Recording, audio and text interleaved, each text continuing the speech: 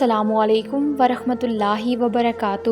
روح انسان سے کہہ رہی ہے کہ تم نے ساری زندگی اپنے نفس کے پیچھے تباہ کر دی اور میرا کچھ بھی نہ سوچا۔ جو شخص اللہ کے بندوں کے لیے خیر کا باعث بنتا ہے، اللہ تعالیٰ اس کی نسلوں میں خیر منتقل فرما دیتا ہے۔ کوئی انسان دکھ اٹھائے بغیر سکھ کی قدر کیسے کر سکتا ہے؟ خدا سے مدد چاہتے ہو تو غریب بے سہارا لوگوں کی مدد کرو۔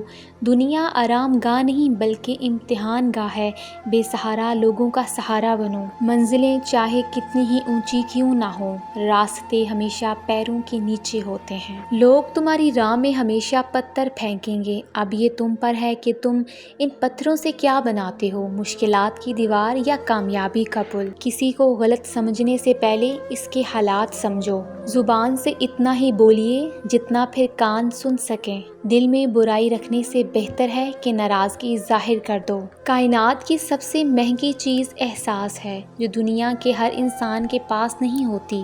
ہمیشہ اخلاق سے بات کرو، کیونکہ انسان پر سب سے زیادہ مصیبتیں اس کی زبان کی وجہ سے آتی ہیں۔ دو ہی چیزیں ایسی ہیں جس میں کسی کا کچھ نہیں جاتا، ایک مسکراہٹ اور دوسری دعا۔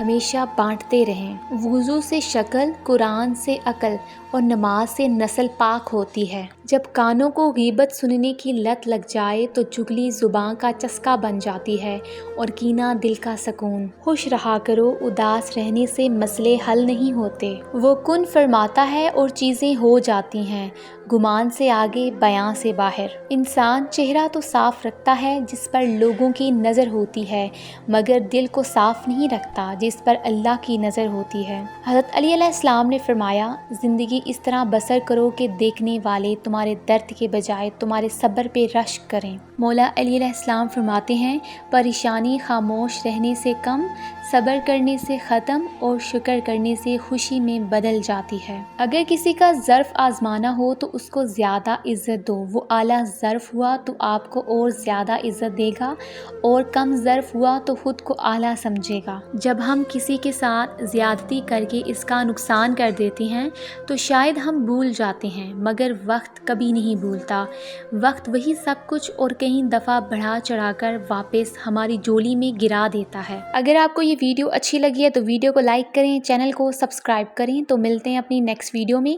اپنا خیال رکھیے گا۔ اللہ حافظ۔